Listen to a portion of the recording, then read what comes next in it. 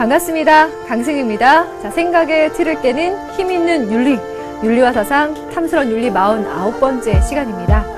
자, 어떻게 우리 생각의 틀을 깨주고 있을까? 보니까 우리가 근대까지 봤을 때는요, 인간의 합리적인 이성의 능력, 그것을 발휘하는 것을 굉장히 인간답다라고 생각을 했었는데, 오히려 그러한 인간의 합리성이나 관념적인 생각들로는 인간의 실제적인 삶의 문제를 해결할 수 없다, 답을 제시해 줄 수 없다라고 한번 생각을 깼죠. 자, 오늘 이번 시간에 와서는요, 또 그러한 관점에서 그러한 인간의 합리성, 이성의 능력 혹은 과학적인 산물, 과학의 능력으로 모든 것을 해결할 수 있느냐, 오히려 그것으로 인해서 생겨난 문제점들에 대해서 대안을 제시해 줄 수 있는 생명 존중 사상이라는 것이 하나 나올 거고요. 또 하나는 여러분들이 윤리와 사상 시간에 나오는 철학들은 되게 둥둥 떠다니는 얘기만 하고 현실적인 것과는 거리가 먼 것 같아 라고 생각하는 친구들의 그 생각을 좀 깨줄 수 있는 입장이 아닌가 싶은데, 실용주의라는 입장이 있어요. 이 실용주의라고 하는 것은 철학사조 중에서도 굉장히 그야말로 현실에서 현실의 경험적인 결과가 실용적인 것을 가져다 주느냐에 따라서 그 가치 판단을 명확하게 하는 기준을 제시하고 있습니다. 각각의 성격이 굉장히 다르긴 한데 어떤 것들인지 한번 보도록 할까요? 첫 번째 단계로 들어가 볼게요. 첫 번째 단계 들어가서 먼저 이 실용주의라고 하는 것이 등장하게 된 배경이 무엇이 있을까 보도록 할게요.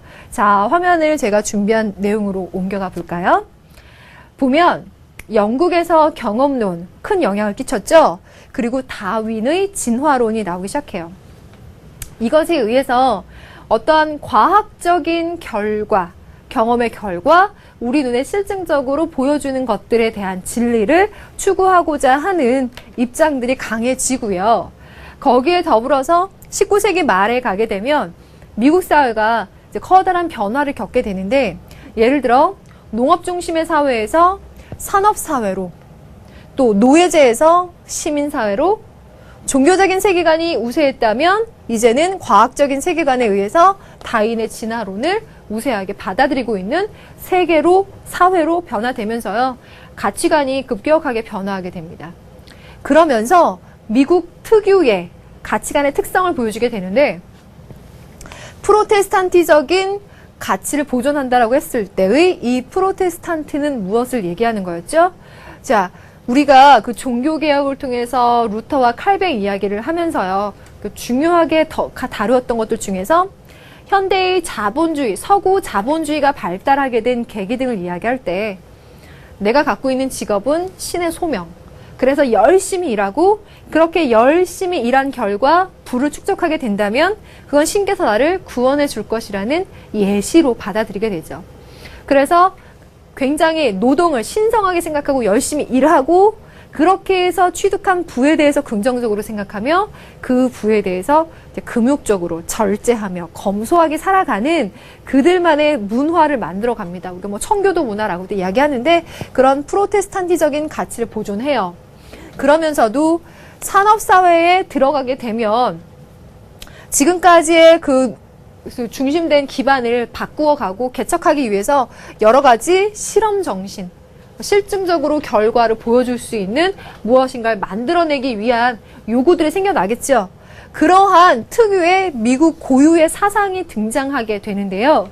그렇게 등장하게 된 것을 바로 다음 화면 실용주의라고 합니다. 프래그머티즘이라고 해서 지식의 가치를 판단할 때요, 그 지식이 쓸모 있는 것이냐 없는 것이냐를 바로 행동의 결과로 판단한답니다. 여기에 관해서 저와 함께 얘기해 볼까요?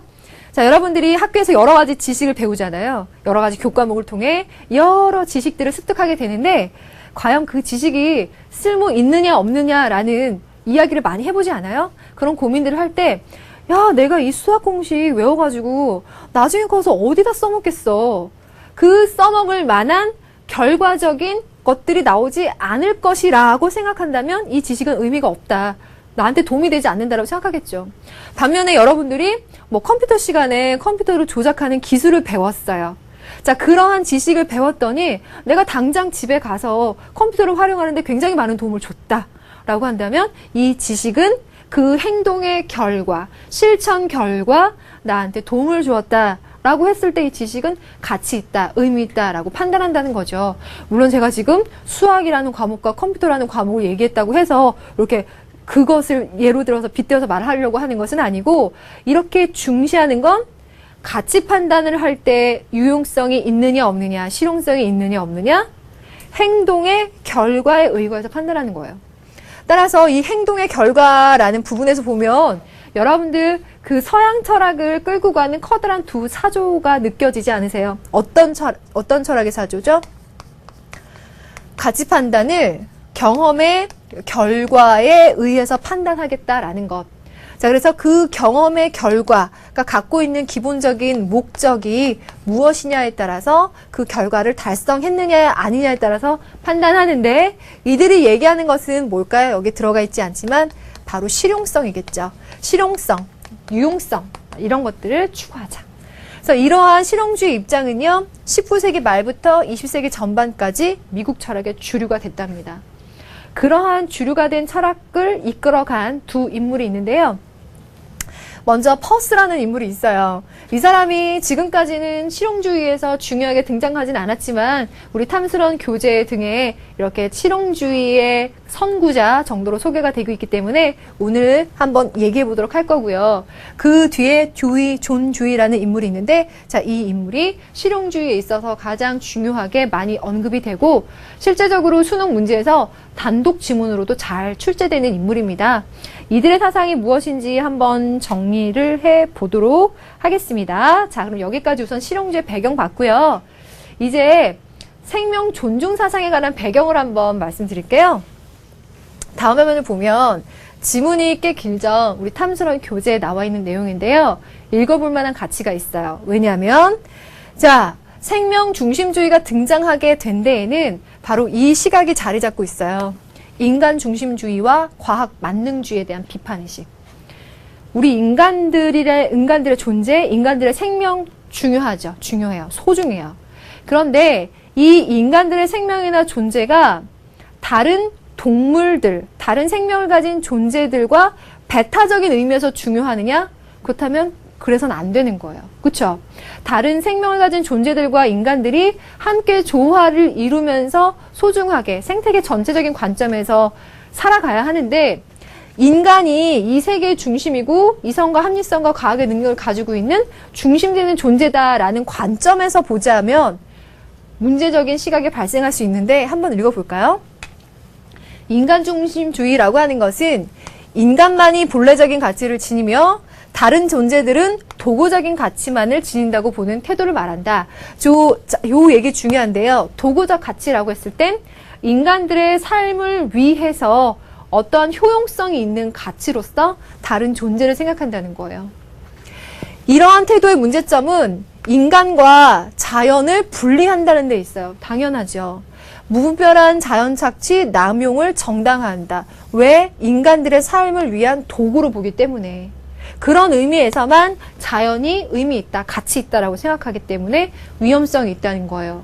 더 읽어보면 과학 만능주의라고 하는 것도 한번 보면 과학을 최고선으로 여겨서 과학에 의해 모든 문제를 해결할 수 있다고 생각하는 태도를 말한다.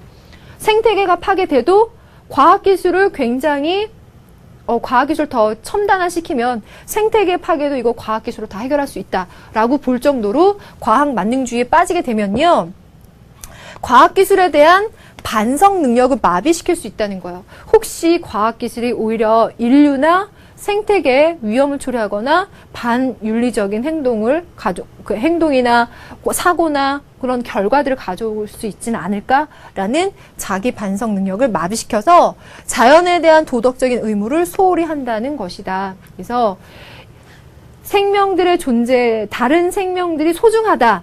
왜? 라고 했을 때 우리 인간들을 위해서 효용성을 갖고 있으니까 라고 하는 건 인간 중심주의적인 관점에서 굉장히 위험한 것이고, 과학으로 모든 걸 해결할 수 있다는 것도 역시나 과학을 통해서 생태계를 파괴하는 것을 정당화시키거나 오히려 반성 능력을 마비시킬 수 있는 위험한 요소를 가진다는 거예요. 이러한 사고에서 생명 그 자체로서 의미가 있다. 가치가 있다. 내재적인 가치가 있다라고 보는 것이 바로 슈바이처와 같은 생명 존중 사상인데요. 한번 보도록 할까요? 생명 존중 사상은요. 살아있는 모든 것을 귀하게 여기고 모든 생명의 가치를 부여하는 사상, 내재적 가치를 인정한다라는 그런 유의 얘기인데, 자, 바로 그에 관련된 인물이 자, 여기에 슈바이처와 간디입니다. 자, 간디에 관해서는 여러분들이 너무 많이 유명한 인물로 제시가 되죠. 인격 모델로도 제시가 되는데, 간디 외에 슈바이처는 어떤 의미에서 생명 존중의 자신의 가치를 실현을 했을까? 이런 부분들을 우리가 정리해 보도록 하겠습니다.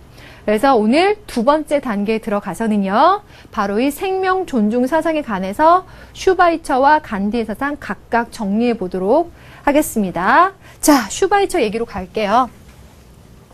슈바이처의 사진들이 여러 가지가 있는데 저는 또 제가 좋아하는 사진을 가져왔어요. 이 슈바이처가 한 흑인 어린아이를 이렇게 딱 안고 있는 모습이죠. 그래서 아이가 굉장히 흐뭇해하는 표정을 하고 있는데, 이 사진을 보는 순간 자, 이 사람이 자신이 갖고 있는 지식이나 가치관 등을 정말 몸소 이렇게 보여주고 있는 것이 아닌가라는 그런 인상을 받았어요. 그래서 이 사진을 골라왔는데 이 사람이 어떠한 이야기를 했는지 한번 접해볼까요? 나라고 하는 존재는 살고자 하는 생명들로 둘러싸여 있는 생명이다. 이렇게 얘기했답니다. 다시 한번 얘기해보면 이 사람이 그 아프리카의 자기 연구실, 자기 방 안에서 밤 늦게까지 책 읽고 공부하고 집필을 하고 이렇게 연구하고 있었어요. 근데 그 아프리카의 밤에 모기들이 엄청 많겠죠. 그리고 밤에 공부하니까 스탠드를 딱 조명을 켜놓고 공부하려다 보니까 모기들이 많이 날아들겠죠. 그랬을 때 여러분 같으면 그 모기를 어떻게 할까? 탁 해가지고 죽이지 않아요? 그런 거 해보지 않았어요? 자, 우리는 그런 행동을 서슴지 않고 해요. 그리고 더러워 이렇게 딱 씻어버리죠. 근데 슈바이처의 생각은 우리와는 좀 다른 것 같아요. 어떠냐면 그 모기 한 마리도 살려고 하는 의지를 가진 생명이에요. 살려고 하고 있어요. 근데 그렇게 살려고 하는 그 생명체에 대해서 내가 함부로 할 권리가 아무것도 없다는 거예요. 그래서 그 생명체 조차도 함부로 대하지 말고 소중하게 대하라는 거예요. 그래서 이 사람의 사상을 우리는 생명을 너무너무 소중하게 대하는 외경 사상이라고 표현합니다. 생명 존중 사상이라는 제목 아래 이 사람 들어오긴 했지만 특히 이렇게 표현을 하는데요. 외경이라고 하면 여러분들 경외라는 말로 많이 접해봤을 텐데 너무너무 소중해서 함부로 할 수 없는 것을 외경이라고 이해하면 좋을 것 같아요. 여러분들한테 고대하던 새 핸드폰이 생겼어요. 친구들이 와, 너 새 거 샀어? 이러면서 막 만져봐요. 지문이 묻는 것도 너무 싫죠? 싹싹 닦죠? 살살 다루죠? 그렇게 너무너무 소중해서 함부로 할 수가 없죠. 새 운동화 생겼어요. 친구들이 막 빌려달라고 해가지고 땀을 묻혀오거나 흙 묻혀와요. 너무너무 기분 나쁘죠? 너무 소중해서 함부로 할 수가 없는 거예요.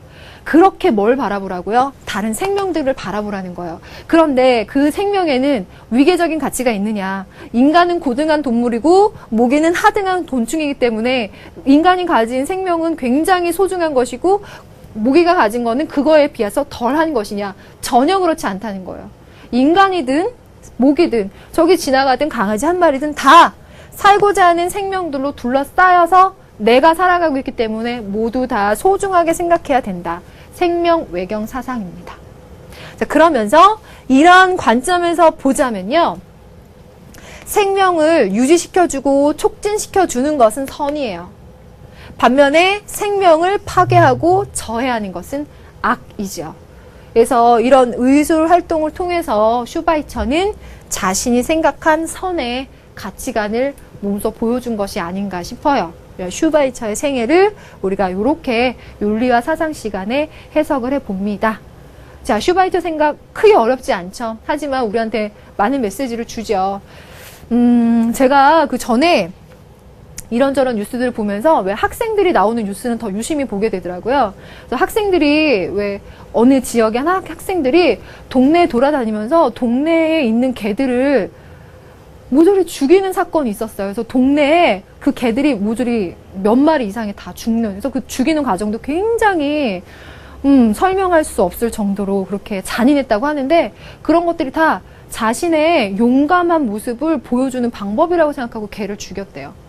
그런 관점에서 이 사람의 생각을 보면은요, 우리가 생명에 대해서 정말 너무 아무 의식이 없는 게 아닌가라는 생각이 들어요. 모기 한 마리조차도 소중하게 생각하는데 하물며 개 혹은 인간 어떻게 함부로 할 수가 있겠어요. 그렇죠? 그래서 여기에는 위계 질서에 의해서 판단하는 것이 아니라 모두가 다 생명을 가진 존재로서 그 자체로 내재적으로 소중하다라는 이 의미 꼭 이해해 주시고, 두 번째 생명 존중 사상 간디로 넘어가겠습니다. 간디라는 인물 여러분들이 뭐 위인전에서도 많이 읽었을 것 같고 도덕 시간에도 나왔는데요. 어떤 부분을 보겠냐면 이 얘기 한번 볼까요? 간디가 아힘사, 사티아그라하를 이야기하는데 자기 자신이 믿는 진리를 고수하고 진리의 힘을 이렇게 지켜나가기 위해서 구체적인 덕목으로 불살생과 불상해를 이야기했대요. 폭력적이지 않은 비폭력적인 방법으로 자신의 진리를 고수하고 표현해 나가겠다라고 하는 것인데, 자, 이런 의미에서 보자면 간디가 했던 뭐 유명한 그런 자기의 표현 중에 비폭력이 가장 강한 자의 무기다 이렇게 얘기하죠. 근데 우리가 일상생활에서 보면 자기의 신념이나 자기의 의사를 표현하기 위해서 폭력을 서슴없이 구사하는 경우가 많이 있죠. 친구들 사이에서도 있고, 하다못해 막 정치 돌아가는 거 봐도 막 그런 것들이 많이 보여요. 근데 그런 폭력이라고 하는 건 이 사람이 봤을 때는 진리를 고수하고 진리를 표현하는 적당한 방법이 아니에요. 비폭력적인 방법, 그것이 오히려 강한 자가 자신의 의지와 신념을 표현할 수 있는 진정한 방법이라고 보고 있고요. 그런 의미에서 생명을 가진 모든 존재들에 대해서 비폭력적으로 그 생명 자체를 소중히 하면서 자신의 신념을 표현하는 것이 중요하겠죠. 자, 이렇게 간디의 사상까지 봤습니다. 두 학자 모두 다 공통적으로 생명의 존엄성, 그 생명을 유지하고 촉진시켜가기 위한 그런 신비로운 과정들을 강조하고 있고요. 살아있는 모든 생명체에 대해서 사랑을 베풀 것, 자비의 마음을 갖고 있을 것, 이런 것들을 강조하고 있는 것 같아요. 자, 이렇게 알아두시면 되겠고요. 다음으로 실용주의로 넘어가도록 할게요. 자, 실용주의 먼저 펄스 이야기인데요. 펄스에 관해서 어떤 입장을 갖고 있는지 한번 탐스러운 교재에 나와 있는 내용을 한번 읽어볼까요? 실제적인 뜻을 지닐 무슨 결과를 우리가 우리의 개념화의 대상이 진일이라고 마음에 떠오르는지 고찰하라. 번역이 좀 어렵게 된 것 같은데, 이러한 결과들에 의해서 우리의 개념이 그 대상에 대해서 만들어지는 게 내가 가진 개념 전체다. 예를 들어서 단단하다라는 개념이 있어요. 그러면 단단하다라고 하는 건 어떻게 알 수 있느냐? 그 행동의 실천 결과에 의해서 알 수 있다는 거예요. 그걸 위해서 뭐 실험이나 조작을 가할 수 있겠죠. 자, 요 물건이 분필이 단단한지 내가 확인해 보기 위해서, 단단한지의 개념을 만들어 보기 위해서는 실험 혹은 조작 혹은 어떠한 행동을 가하는 거죠. 실천을 가하는 거예요. 그것에 의한 결과가 이래 버렸다면 요거는 단단하지가 않은 거죠. 그렇죠? 요렇게 그 결과에 의해서 만들어지는 게 개념의 전부다. 그러니까 우리 머릿속에 있는 개념이라고 하는 건 그러한 행동적인 결과에 의해서 만들어지는 거다라고 봅니다. 그러니까 이 사람은 철저히, 요거 책 제목 자체가 되게 재미잖아요. 관념을 명석하게 하는 방법. 내 머릿속에 있는 관념을 명석하게 하는 건 결과에 의해서 만들어진 것. 그것이 전부다. 그래서요, 옆에다가 한번 정리해 볼게요. 여기다 가면 되겠네요. 실용주의의 격률, 실용주의의 기본적인 덕목을 만들어내는 데 있어서 이 사람은요, 어떠한 개념이 있고 그것을 만들어내는 의미라고 하는 것은 다른 것이 아니라 실천의 결과라고 봅니다. 실천의 결과에 따라서 개념의 의미가 만들어진다. 이것이 바로 펄스가 생각하는 실용주의의 격률입니다. 자, 실용주의에 먼저 펄스 얘기했고요. 두 번째, 존 주의로 가보도록 할게요. 존 주의 1952년까지 생존했으니까 우리가 윤리학 사상에서 배우는 인물들 치고는 꽤 현대의 사람이죠. 어떤 이야기를 했는지 한번 볼까요? 존 주의 얘기 봅시다. 악한 사람이란 그가 지금까지 아무리 선했다고 할지라도 현재 타락하기 시작하고 점점 덜 선해지기 시작한 사람이다. 반면에 선한 사람이란 그가 지금까지 아무리 도덕적으로 무가치했다고 하더라도 현재 더 선해지기 시작하는 사람이다. 정적인 성과와 결과보다는 성장과 개선과 진보의 과정이 중요한 것이 된다. 성장 그 자체만이 유일한 도덕적 목적인 것이다. 한번 짚어보면 이 지문 자체가 참 좋은 것 같아요. 도덕적인 목적, 그러니까 도덕적으로 옳고 그름을 판단하는 기준은요, 그 목적을 달성했는지의 경험적 결과에 의해서 판단하겠다라는 겁니다. 그러면 이가 상정하는 달성하고자 하는 목적이라고 하는 것은 무엇이냐? 정적인 성과와 결과, 정적이다라고 하는 건 고정되어 있다는 거죠. 불변한다는 거죠. 그런 의미에서 절대적이다 가능하세요? 절대주의. 이런 의미의 것이 아니라 성장, 개선, 진보의 과정을 갖다 주는 거. 성장하는 결과, 개선하는 결과, 진보하는 결과를 가져다 주는 것이 가장 중요한 기준이 된다라고 봅니다. 그걸 가지고 선한 사람과 악한 사람의 기준까지 파악하고 있어요. 그런 의미에서 보자면 이 사람이 갖고 있는 사고나 지식에 대한 기준은요, 삶과 이 세계를 진보시켜주는 거. 앞으로 나가게끔 발달하게끔 해주는 데 위해서 진보시켜주는 유용한 도구라고 봅니다. 그래서 이 사람의 실용주의를 도구적 실용주의라고도 표현해요. 그래서 이 도구적 실용주의라는 이 단어는 상당히 중요해요. 문제 풀 때 단서로 잘 주어집니다. 도구적인 실용주의. 그리고 이 사람은 상대주의적인 진리관에 있어서요, 고정 불변하는 절대적인 진리를 추구하는 것이 아니라 진보하는, 변화하는, 그러니까 발전적으로 변화하는 것이겠죠. 그러한 가치를 최고의 선으로 보고 있습니다. 상대주의적인 입장에 있다라는 것과 연결시켜주면 좋겠고요. 그리고 우리 그 윤리와 사상 교과에서 치자면 서양 윤리 중에서 경험론의 맨 끝에 나오는 학파 혹은 인물이 바로 요 존 조이, 요건 실용주의에 들어가요. 경험적인 결과를 중요시하기 때문에. 자, 존 조이까지 이렇게 얘기를 해봤는데 크게 어렵지 않죠. 이래서 여러분들이 윤리와 사상, 뭐 철학에서 나오는 것들은 근데 이렇게 추상적인 것들만 이야기한다라고 생각하는지 모르겠는데, 그야말로 여러분들이 잘 들어보고 판단해보고 선택해도 좋은 문제인 것 같아요. 그리고 추상적이고 관념적인 것들이 잘 이해가 되고 그런 것들이 오히려 본질을 잘 설명해 준다라고 생각한다면 그런 류의 학자들의 이야기를 더 공부해보면 되고요. 만약에 철학 중에서도 나는 좀 뭔가 딱 떨어지고 명료하고 눈에 보여주는 뭔가를 설명해 줄 수 있는 게 좋다라고 하는 사람은 이런 얘기들 들으면 선악의 가치 판단, 이렇게 경험적인 결과, 더구나 그것이 인간 삶을 진보시켜주는 결과를 갖고 선과 악의 가치 판단을 하겠다. 그냥 명료하게 딱 떨어지죠. 이렇게 여러분들이 이렇게 공부를 좀 열린 자세로 공부하면 이렇게 선택할 수도 있고, 뭐 호우가 가려지기도 할 거예요. 그러면서 공부가 재밌어질 겁니다. 그래서 철학에서도 이러한 명료한 기준을 요구하는 이런 학파가 있다는 것, 우리가 생각을 한번 깨보는 그런 기회로 마련해 봤습니다. 자, 실용주의까지 얘기했고요. 이제 세 번째 단계로 넘어갑니다. 오늘 얘기한 생명 존중 사상과 실용주의에 관해서 키워드로 구도를 한번 만들어 볼게요. 자, 지우고 가보겠습니다. 먼저 퍼스 실용주의 얘기할 때 어떤 개념의 의미는 그 대상에 대한 실천의 결과에 의해서 만들어진다.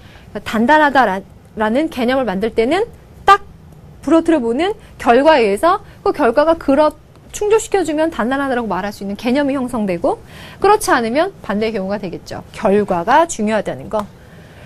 반면에 존 주의는요, 사고나 지식에 대해서 판단할 때 삶을 개선시켜주기 위한 뭐로 본다고요?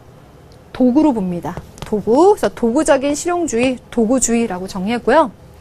또 이 사람이 봤을 때는 최고의 선이라고 하는 건 성장 진보시켜주는 거. 그리고 절대적이고 고정적인 가치는 존재하지 않는다.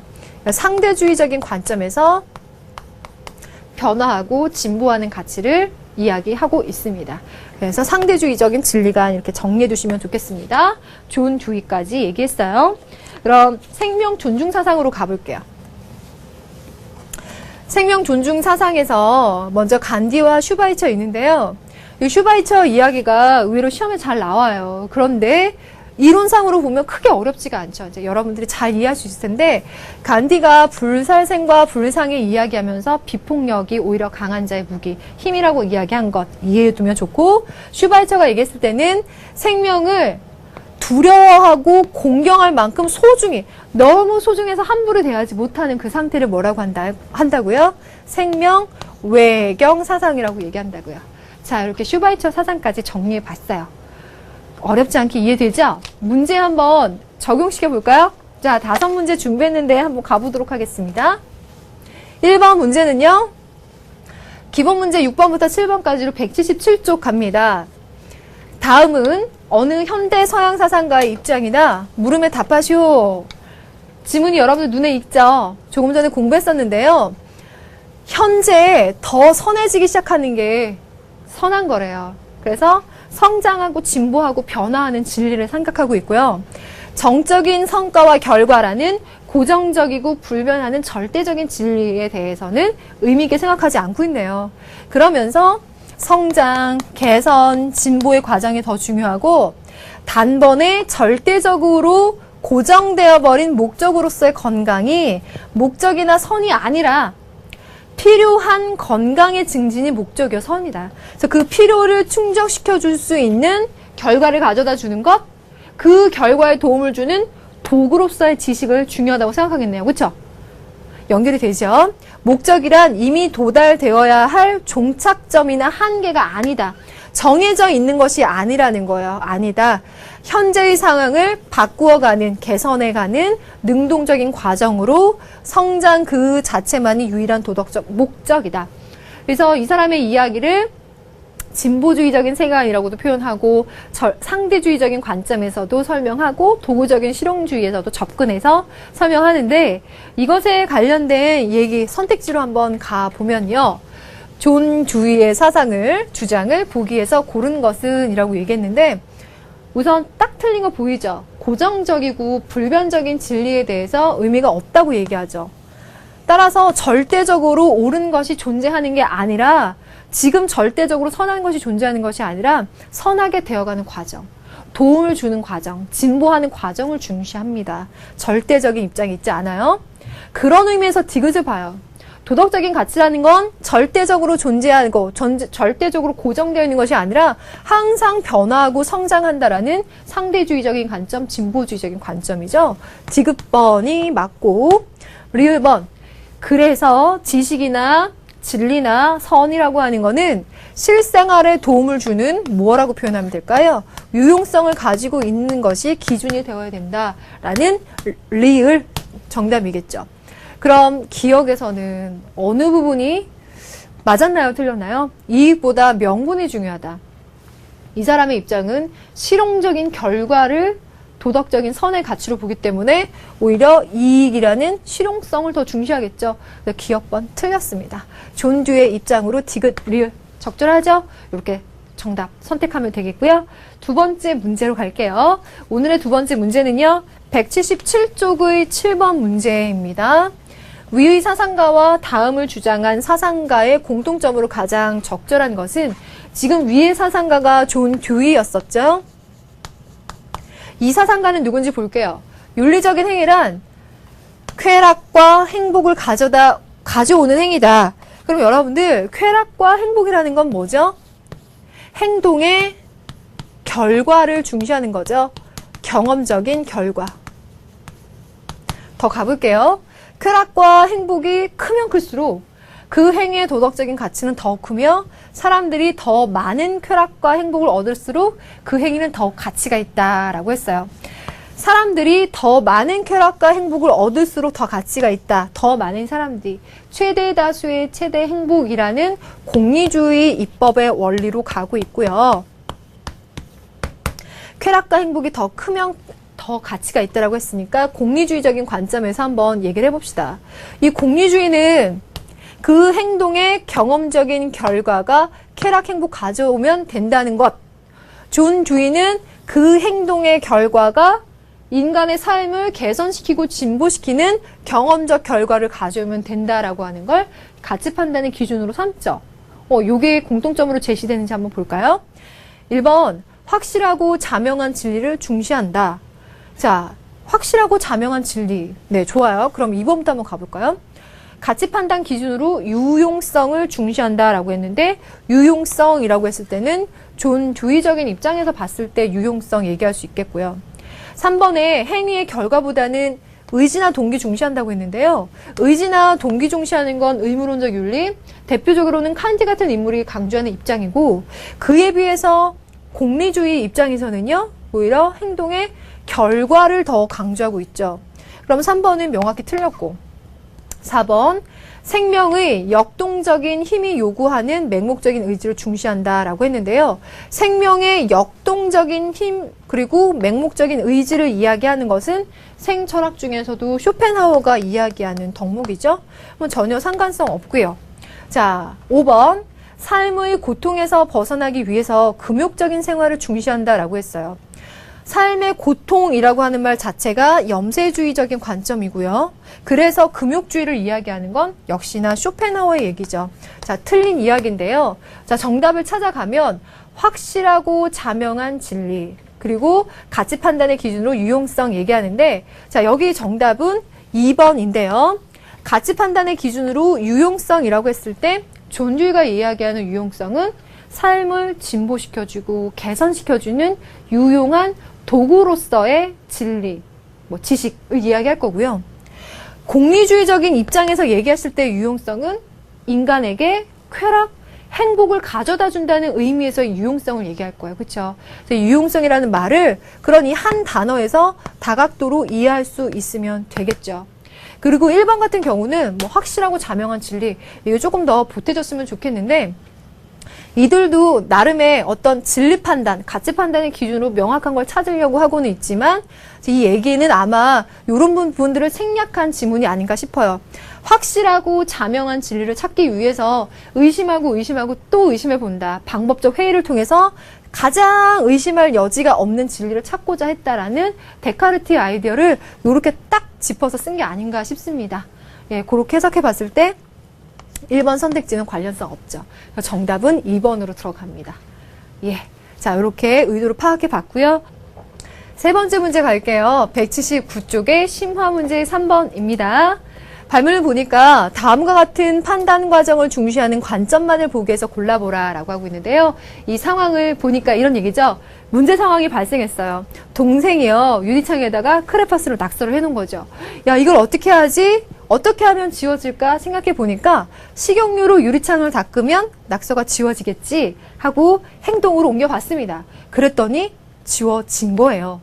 그래서 이 사람의 가치 판단은 식용유로 유리창을 닦으면 크레파스 낙서가 지워진다라는 생각이 실생활에 도움을 주었으므로 가치가 있다. 혹은 이러한 류의 지식이 실생활에 도움을 준다면 가치가 있다. 실생활에 도움을 준다라는 면에서 유용성의 경험적 결과를 강조한다라는 점에서 실용주의라는 입장이 거의 확실하게 나와주죠. 그래서 실용주의는 문제 풀기에 대해서 굉장히 명쾌한데요. 이에 관련된 입장을 한번 찾아보겠습니다. 기억번. 불변의 도덕 법칙에 따라 삶을 개선해 나가야 된다라고 했는데요. 이 입장에서 보자면 삶을 개선해주거나 진보해주는 가치는 중요할 수 있어요. 어떤 부분이 틀렸죠? 불변의 도덕 법칙이라는 것이 이 입장에선 의미가 없을 겁니다. 삶을 진보시켜주는, 개선시켜주는 그 도덕 법칙이라고 하는 거는 도덕적인 입장이라고 하는 거 항상 변화할 수 있겠죠. 성장, 진보한다는 것 자체가 고정적으로, 불변적으로 있다는 의미와 거리가 머니까. 니은번, 현실에 유용한가를 따져서 선악 여부를 판단해야 한다. 현실에 유용한 여부. 그럼 니은번은 맞네요. 디귿번, 자연의 질서를 파악해서 인간의 삶을 관조해야 된다. 인간의 삶을 관조하는 이성적인 관조를 해서 자연의 질서, 법칙을 파악하는 것은 굉장히 스피노자적인 냄새가 확 풍기죠. 디귿번은 스피노자 빼주고요. 리을번, 연역적인 추론보다 관찰하고 실험하는 탐구 자세를 중시해야 된다. 여러분들 여기서 연역적인 추론을 강조하는 건 합리론의 입장에서 얘기했었죠. 기억나요? 합리론에서 연역법 얘기할 때 데카르트 할 때 이후 얘기 잠깐 해줬습니다. 그다음 반면에 관찰하고 실험을 통해서 그 경험적 결과에 의해 진리를 추구하겠다라고 하는 건 귀납법적인 방법으로 경험론이 추구하는 진리 추구의 자세고 방법이었죠. 그럼 이 실용주의는 경험론적인 관점에 있기 때문에 이 귀납법적인 추론의 자세가 맞겠죠.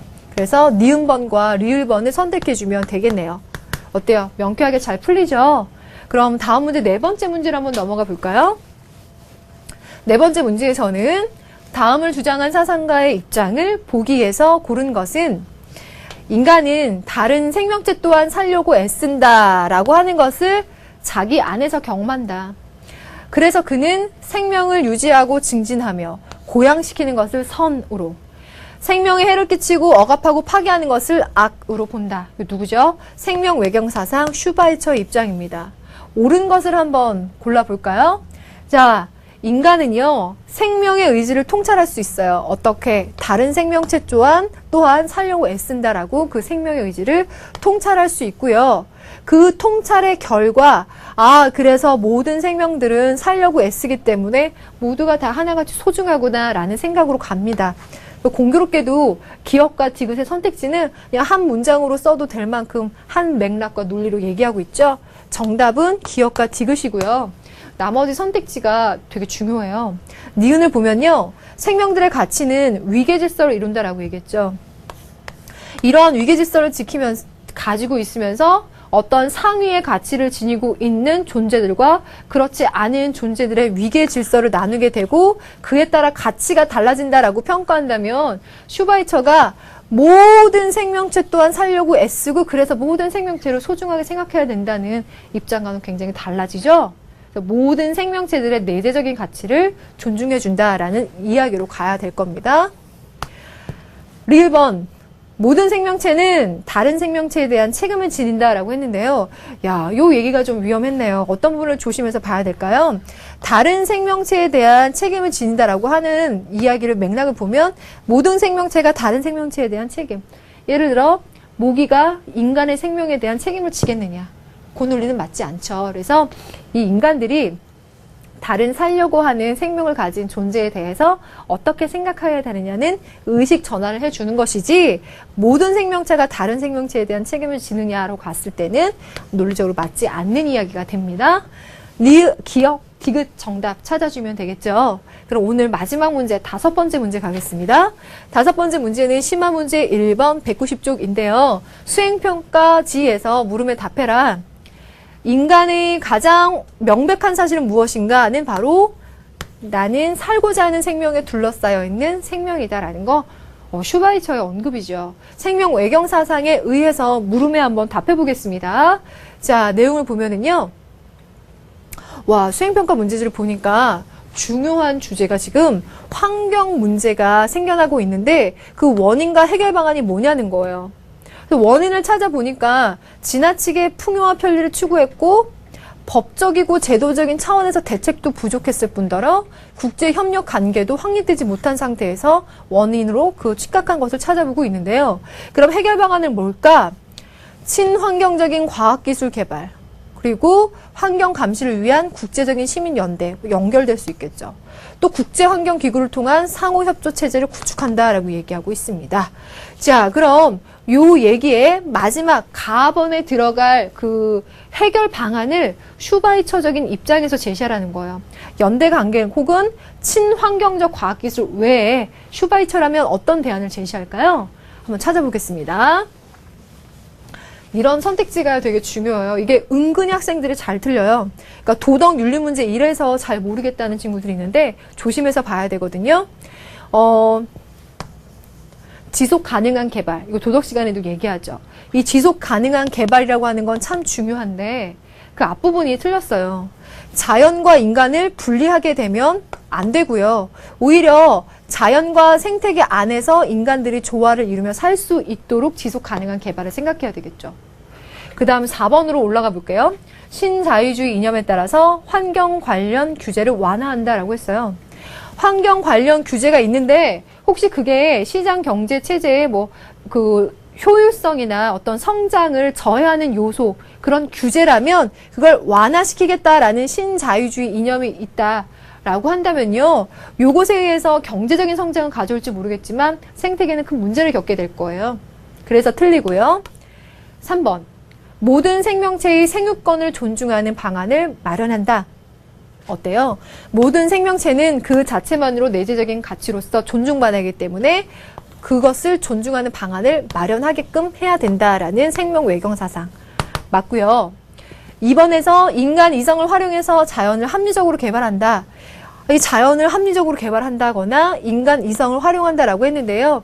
이 사람의 입장에서는 이 자연을 개발하거나 그걸 합리적으로 하거나 이런 수식어가 필요 없이 자연을 개발한다라는 것 자체에 의미가 있는 것이 아니라 자연 속에서 조화를 이루며 살아가고 그것을 통해서 모든 생명체들을 존중해 줄 수 있는 삶을 더 중시하지 않겠어요?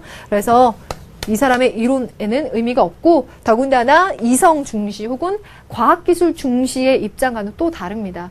생명 자체를 중시해주는 입장이기 때문에요. 다음 1번은 의미 없죠. 자, 그래서 3번 찾아내면 되겠습니다. 이렇게 5문제 풀어봤는데 지금 얘기 보니까요. 슈바이처에 관련된 문제가 단독으로 나오죠. 실제로 그렇게 수능에서도 단독으로 나오는데 의외로 틀리는 친구들이 있어요. 그래서 조심해서 잘 보는 훈련을 하면 좋겠는데 오늘 이 시간 마무리 지으면서 이번 시간의 핵심 중에 핵심 뭘 잊으면 안 될까 한번 짚어봐 드리겠습니다. 깡하게 콕 가면은요. 지금 슈바이처가의 생명 외경 사상은 머릿속에 다 들어왔죠. 그런데 슈바이처 문제를 만들 때 슈바이처와 다른 사상가의 입장을 갑과 을로 넣고 싶을 때요. 이러한 입장을 넣을 수 있어요. 과학 만능주의나 인간 중심주의. 그래서 이 인간 중심주의에는 어떤 사람들이 들어갈까? 예를 들어 데카르트 같은 인물도 가능해요. 인간의 합리적인 이성의 능력. 혹은 베이컨 같은 인물도 가능해요. 왜? 인간이 과학적인 그 사고의 능력을 중시하고 그것을 통해서 과학기술을 발달시킬 수 있는 계기를 마련했다면 그런 모든 것들이 이 세계 중심을 인간의 혹은 그 뒤에 과학기술을 통해서 모든 걸 해결할 수 있다라는 생각을 가져왔는데 이것은 본질적으로 이 생명체의 내재적인 가치를 왜곡시키는 결과를 낳았다라고 보는 그의 사상 때문이죠. 그래서 오답지로 만들거나 슈바이처에 대비되는 관점에 넣거나 하는 구도가 가능하니까 이렇게 한번 정리해 보고요. 그 다음 두 번째 두이의 실용주의. 존 두이도요. 그 자체 단독 지문으로 출제가 잘 됐었어요. 그럼 어떻게 봐둬야 되는가를 보면 요거요. 지식은 경험적인 결과에 따라서 가치 판단을 하겠다. 근데 그 경험적인 결과를 중시한다는 것 자체가 경험주의 끝자락에 와 있는 거죠.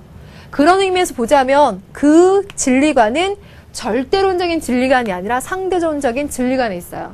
그리고 그는 그런 의미에서 지식이나 도덕적인 것이라고 하는 그 판단의 기준은 이 세계를 개선시켜 줄 수 있고 세계는 그런 의미에서 변화하고 성장하고 개선되어 나가야 된다라고 보는 관점에 있다는 게 중요하게 등장합니다. 그래서 이들을 각각의 지문으로도 활용 가능하고요. 또 이 학자들을 다른 사상가들과 엮어서 이야기할 수도 있지만 우선 단독적으로 여러분들이 정리해두면 좋을 것 같아요. 자, 오늘 1시간 동안 생명 존중 사상, 슈바이처와 간디 얘기를 했고요.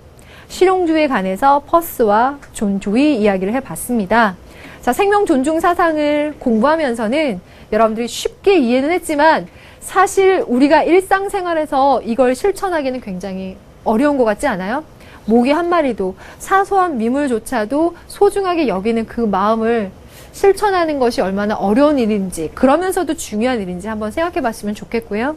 그리고 실용주의 공부하면서는 철학에서도 이렇게 명쾌한 기준을 찾고자 하는 움직임도 있구나. 이런 다각도의 기준들을 여러분들이 기억해 봤으면 좋겠습니다. 자, 오늘 1시간 동안 수고 많았고요. 저는 다음 시간에 현대 사회에서 나타난 또 다른 윤리들이 무엇이 있는지 준비해서 찾아오도록 하겠습니다. 예습해주면 더 좋겠고요. 적어도 다음 시간에 꼭 들어왔으면 좋겠어요. 다음 시간에 만나서 공부해 보도록 합시다. 감사합니다.